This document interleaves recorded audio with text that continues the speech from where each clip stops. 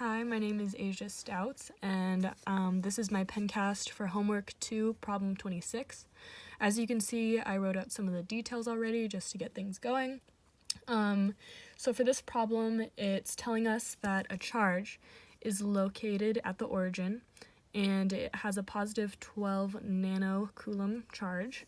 And over here, I just converted it to coulombs. And it's asking us what the electric field is at each of these coordinates. So I'm going to put them on the plane. So we have one at 5 centimeters and 0 centimeters. So that's going to be here. And then we have one at negative 5 centimeters and at positive 5. And then we have another one at negative 5 centimeters and negative 5 centimeters. So for part A, it asks us to get the E field in component form, but in part B, it asks us to draw the field diagram. So I'm going to do that now just to kind of demonstrate what we're doing. So since there's a positive charge in the middle, we know that the electric field is going to point away from the charge, so our vectors are going to be in the direction away. So we have one here, and then for these ones, going to be like that. This one's going to be pointing this way.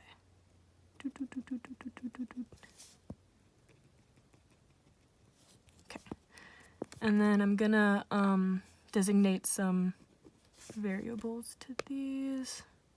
This is 2, 3. So this is going to be E1, E2, E3. Okay, so I'm going to start with solving for E1, and since it is only going in the x direction, we only have to solve for it in the x direction, and it is asking for us to do it in component form, so that simplifies this part. We know that the equation for E field is kq over r squared, and we know that k equals 9 times 10 to the 9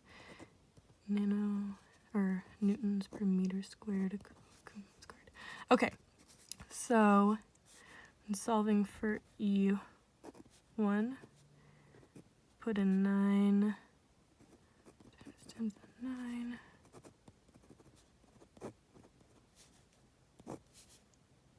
And then we plug in the charge, which I converted over here.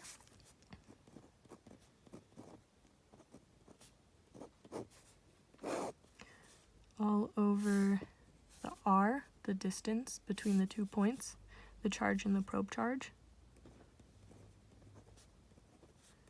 We square that.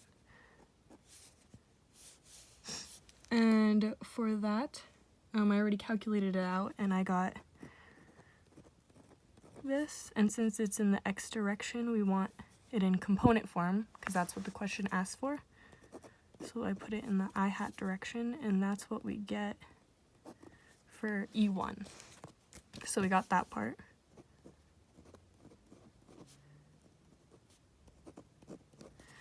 And then it gets a little trickier when we're solving for E2 and E3, but they are going to have the same magnitude. They're just going to be in different directions. So they are going to have the same magnitude, so we can solve for the magnitude for them. We use the same equation, except we do have to solve for r, and we're just going to have to use this formula. And we just plug in 5 centimeters squared plus 5 centimeters squared. And take the square root of that, and you should get 7.1 centimeters, which equals 0.071 meters.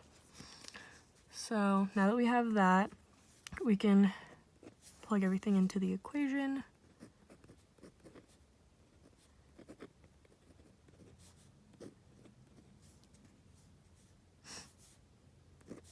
I'm running out of space. I'll just move it down there. And then it's kind of a little janky, but you know, it happens.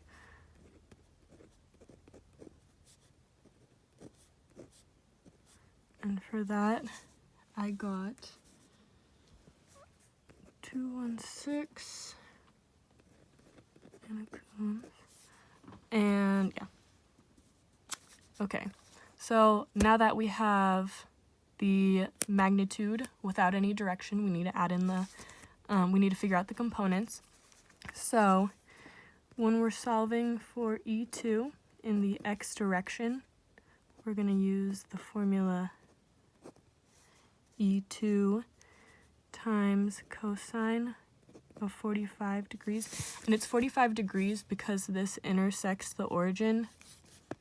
This is a 90 degree and it intersects it like right in the middle. So we're using 45 degrees. And that is, oh, and also for E2, since in the x direction, it's in the negative direction, but it's in the positive direction in the y direction, when we're solving for the component form, we need to make sure that we have a negative in front of our answer.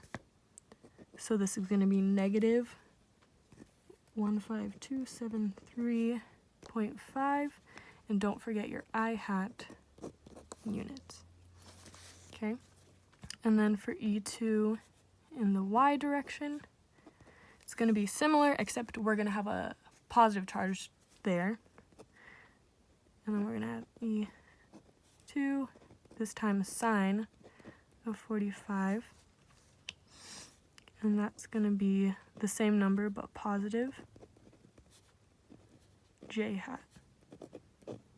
So then our answer for E2, our final answer, is going to be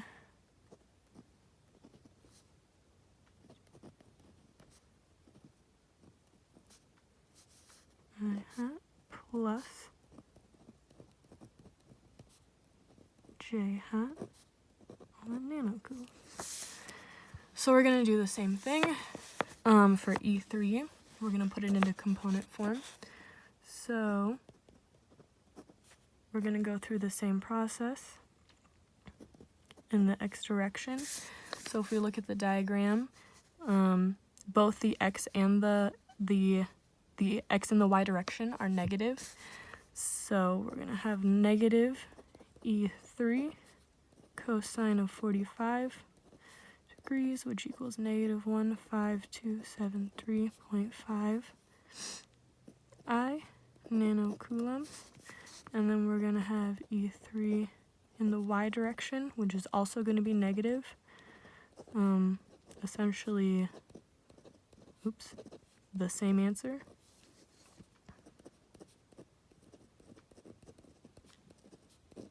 Except in the j hat direction. So our answer is going to be